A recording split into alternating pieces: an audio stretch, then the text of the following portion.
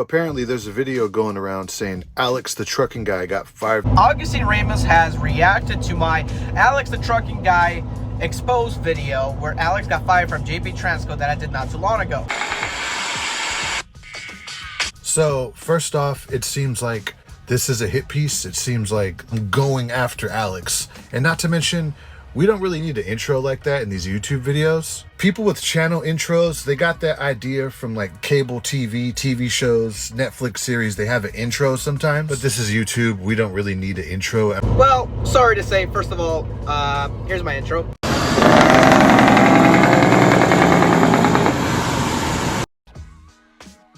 What I have to say, when I was growing up, I really did not watch a whole bunch of TV. I was mostly a country boy, and whenever I had my first job, that's when my dad allowed me to buy my own cell phone and basically pay my own bills, which was my cell phone bill at that time. And also, let's just say, there's still a lot of YouTubers out there that use intros. I'm talking about Super Speeders with Rob Freddy. And there is still quite a few other YouTubers out there. I am the old school version of YouTubers, and I might in the future make a smaller intro, but hey, right now I don't have the money make a smaller intro. Maybe I might make an intro, I don't know, but for now I'm keeping it like this. It works best for me for now, according to my channel. I'm just an old school YouTuber, okay? I've been doing YouTube for probably the past 9 years. This channel started with fish tank videos when I was in college, and that didn't work out, and I went to trucking. Then I switched it over to cars and trucking, and I have left the fish tank industry, which I have actually started a second YouTube channel about fish tanks because I started keeping it. But besides the point, I'm an old school YouTuber, so intros is just my thing. I mean, I'm trying to make it not long, and maybe I might invest a little bit of money into making a shorter intro, because this was a self-made intro. I have some I could hire somebody to make an intro for me, but hey, I'm an old school YouTuber, and I did not get intros from any cable TV or anything like that. It's just that everybody was doing intros, Motor Trend, and like when they were strictly YouTube only before they became a TV show, and like a bunch of other YouTubers had just intros. Okay, I'm an old school YouTuber, so intros are just my thing because I'm an old school YouTuber. I've been doing it for a while, even though I have not as many subscribers, but hey, I enjoy doing YouTube videos. For me, when I search up Alex the trucking guy, the first video that comes up is like some exposed video of him. Hey, at least the YouTube algorithm is working. I'm on the #1 out of all the videos when you search up Alex the trucking guy. At least, hey, I can finally get some views. Just kidding. I'm just doing it for fun. If you're still watching this video, let me be straightforward with you. I am not going to negatively impact Ramos's channel, okay? Augustine Ramos, I'm not negatively impacting your channel. I'm just pointing out what you have maybe misunderstood, and basically I'm bringing clarity to my audience of what is going on and why I made and came up with this video, and I'm basically explaining to myself why I said that in certain videos. Wouldn't base anything off of a YouTube comment. We don't even see the person's face. It's a username. We don't know who left the comment. It could be some crazy homeless person with mental health issues. Here is my response to that. First of all, the YouTube comment that's basically not credible is probably the guy who's driving the Kenworth. Now, as of whoever commented on your YouTube video or your previous YouTube videos, that guy's actually my buddy, okay? And he's the one that works at JP Transco and where I got my sources from. He is an actual truck driver, JP Transco. Now, the reason why I don't release his last name or name and period is simply for the fact because I'm afraid he will get fired if I do mention his name, so I do not want any bad reputation on him. And also, for more credible sources, if you would have looked at the comments in my video of me exposing Alex the trucking guy, I actually have the blonde chick commenting on one of my comments saying that all this information is true, that he actually got fired from JP Transco. And also, my buddy who works at JP Transco finally saw the Kenworth that Alex the trucking guy drives, and he went up to him to like say, "Hi, you're such a nice YouTuber, you're very popular, I'm glad to meet you." Instead, he came up to some random guy who's already driving a Kenworth, and the guy that was driving the Kenworth literally said they have fired Alex the trucking guy and gave him his truck instead. You'll get your point later on that you say that he probably got fired because of a safety issue because of him filming a YouTube video and not paying attention to the road. But at the same time, the blonde chick, who is actually a trucking girl YouTuber, saying that JP Transco knows that she was basically driving and filming and creating content, and they never said a word about it. So I doubt it's because of filming YouTube. But that's even if this is the case. This right here could be a big nothing burger. I mean, he's still uploading content onto his YouTube channel. Now, he may still be uploading content to his YouTube channel because there's tons of YouTubers, including me, that show old footage, have basically videos on the back burner in private section on our YouTube channels ready to be publicly live because we didn't feel like it should be live at that moment or point of time. And I do believe Alex still posts content because he has a lot of videos yet to post, but that does not mean he didn't get fired.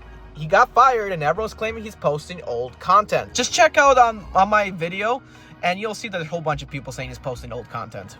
I'm sensing a lot of jealousy right here. Look, doing YouTube is hard. It's hard to get the views that Alex the trucking guy gets in a small space like trucking. Yes, I know it's very hard to do YouTube videos and to do YouTube, especially when you have a trucking channel on the line or talking about trucking. I know that for a fact, but I am by no means am I jealous of Alex the trucking guy at all.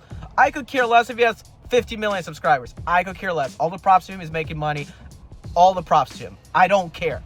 What I really care about is where you were basically reacting to my video and I said he was not a real truck driver, is because I am basically thinking of all the young guys who go out and get their CDL and don't think about getting a manual. Because listen, I get almost every mega carrier out there will tell you, hey, we only have automatics. But there'd be some days your truck breaks down and the only option for you to make money and provide for your family is to drive a manual truck. And all of a sudden you got an automatic transmission and all of a sudden you're out of a job, especially if you're in tough times because you're waiting for your truck to get fixed, which is automatic, and you're restricted to automatic. You can't drive manual.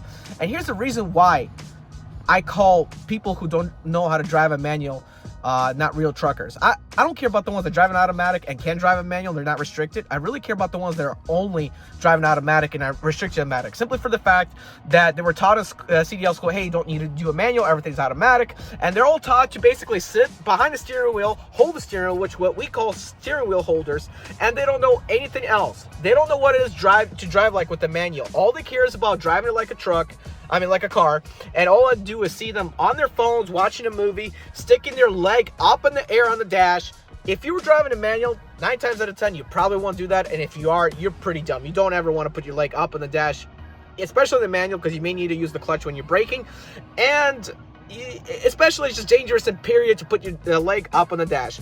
And usually people that drive automatics, they don't speak English, and they literally just drive it like a car. They don't care, and they're really like not real truckers absolutely at all, because all they care is about driving it like a car. And they brag about them driving 2 weeks. I was sitting in the bathroom one time and I overheard a guy's like, oh yeah, I got so much experience, I've been driving for 3 weeks. And he was bragging to another trucker. I'm like, really?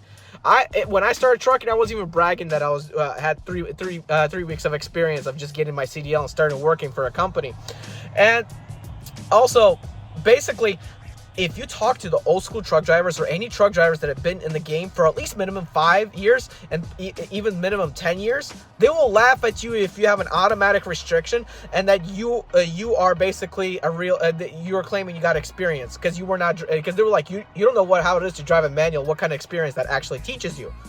And basically they even laugh at manual drivers. That's why if you're out there trucking and you're just starting, you learn what you can and basically respect the people that actually give you advice. Because in the trucking world, there's a lot of truck drivers that are rude and they will laugh at you when you have no experience. They do not want to teach you, especially if you have an automatic restriction.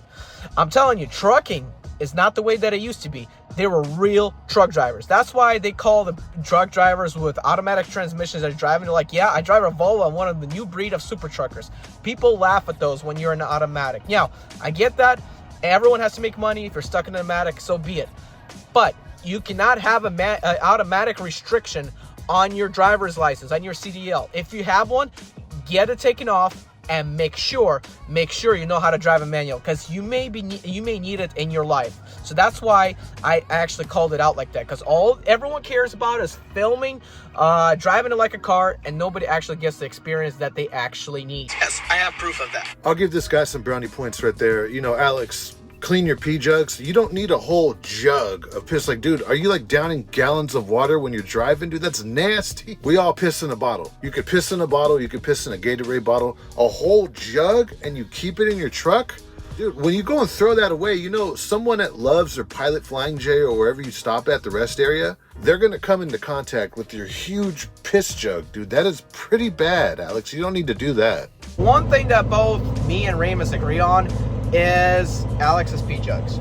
Yes, I had proof of that and showed it up. There is one thing you do not do. Ever show your pee jugs, and that's a lot of pee out there, okay? I mean, we all done it. We all peed in the bottle to keep going trucking if we can't make it to the bathroom. Understandable. But why show it to the public? And come on, just throw it out. Don't hoard a whole bottle out of there, because like Ramos said, it's pretty nasty, and I agree with them. We gotta also look very professional. So truckers, don't leave your pee jugs out in the open for everyone to see. He's like, yeah, this is better than college.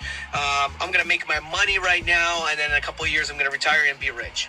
Sorry, Alex, you're dead wrong in this trucking game. Even company drivers are struggling right now to stay afloat with this inflation that's going on. Unless you're single and live with your mom and dad in the basement, you're not getting rich off of trucking. I'm sorry. That right there is not true. I wonder if this guy is the owner-operator. The owner-operators right now, they're the ones that are complaining the most about trucking because they're the ones that are going out of business. Us company drivers, I mean, we're the ones that are winning. We're the ones that could get on with pretty much any company we want to go with and make pretty good money. We're like probably making more money than a lot of owner-operators right now.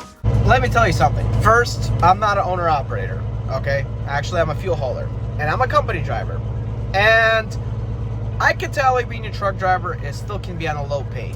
Let me ask you a question. I heard you're from Cali. How much is the rent there if you actually decided to live in an apartment or a rented house or a duplex or whatever the case you're gonna live at, where you're currently city you reside in, instead of living in your car? Tell me, how much does that cost? Second, food is expensive. And if you're in Cali, guess what? Gas is expensive, transportation is expensive, taxes are expensive.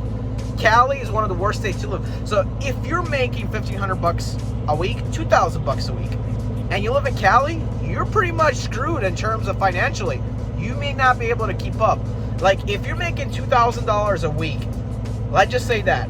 First of all, if you buy a house and you have to support a family, you're not going to be able to keep up. Your wife may have to work in order to provide for the family.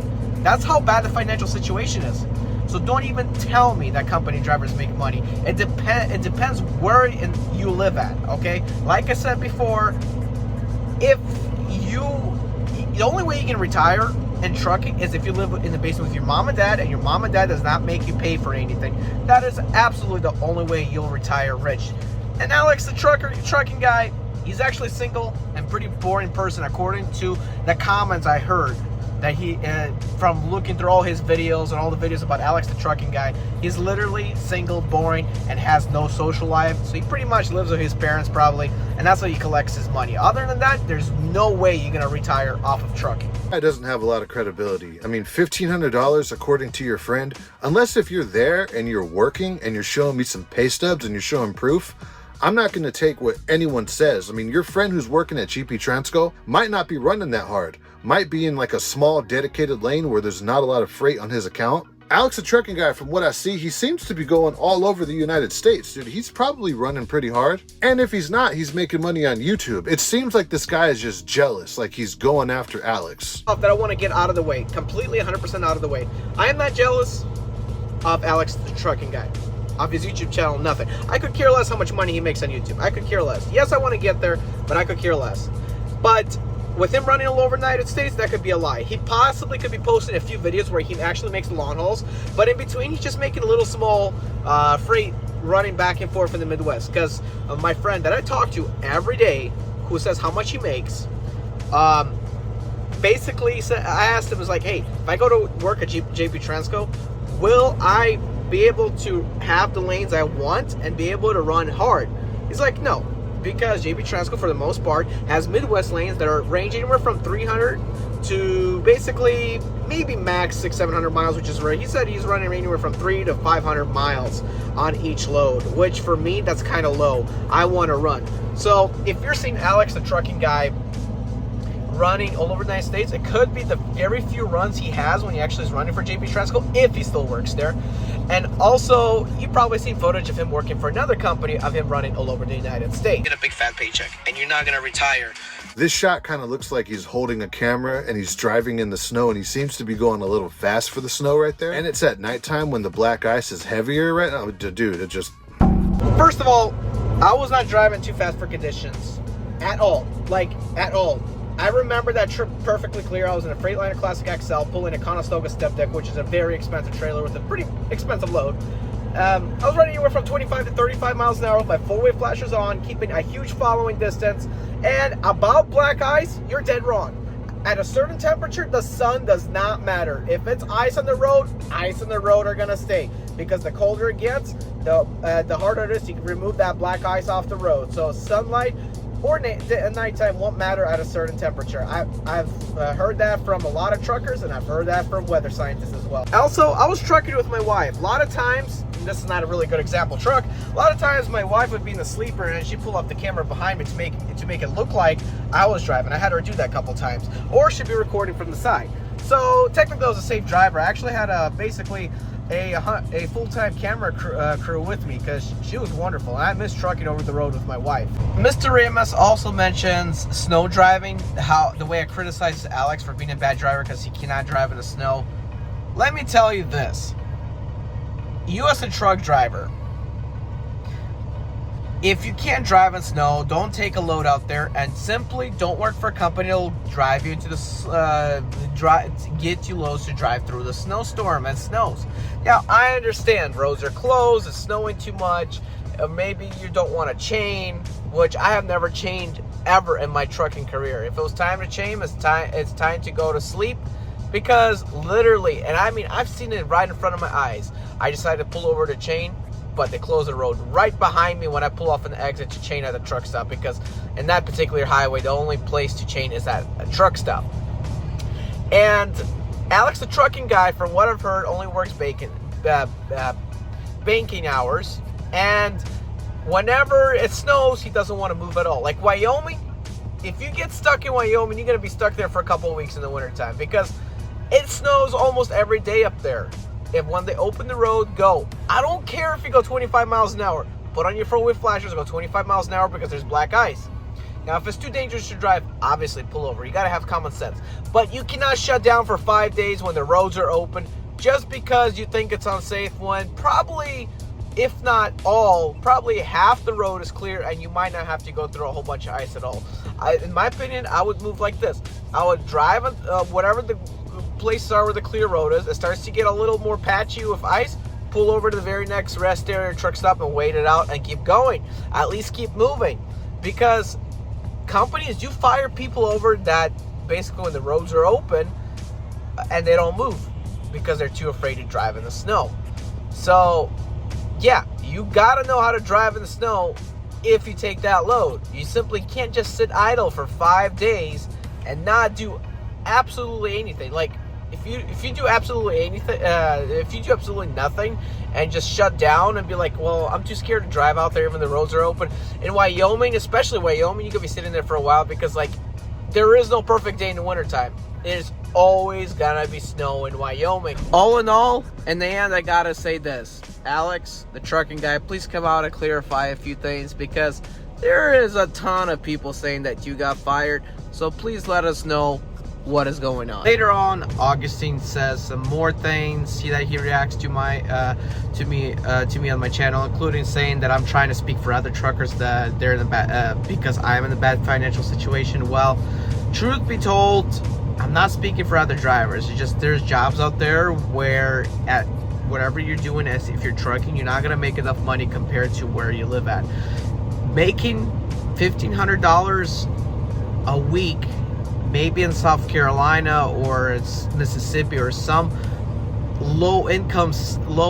basically low I guess income state, or where the cost of living ain't so high. Low cost of living is all right, but if you make the same amount in Cali or any other high cost of living state, you're not gonna make a lot of money. And I'm sorry, there's a lot of companies out there, because they're mega carriers all over the United States. They don't care where the flip you live. They will literally, and I mean literally, pay you the same regardless where you live. It's going to be based on experience. So that's why I'm saying you may not make good money. $1,500 a week might not be good for you. And also, he was kind of criticizing my outro. I'm sorry, dude, but guess what? I'm an old school YouTuber. I've been doing YouTube for a while. Outros are a must, simply for the fact I've seen a lot of people do it, including a guy that talks about guns called Demolition Ranch. Yeah, he has an outro, and that's where I got it from. So I'm an old school YouTuber, and without further ado, check out my outro. Not canceled. Guys, I'm Eddie B. 2004 turn right.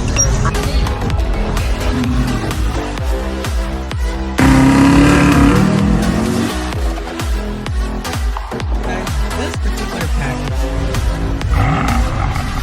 drive an attempt on the 6 Series.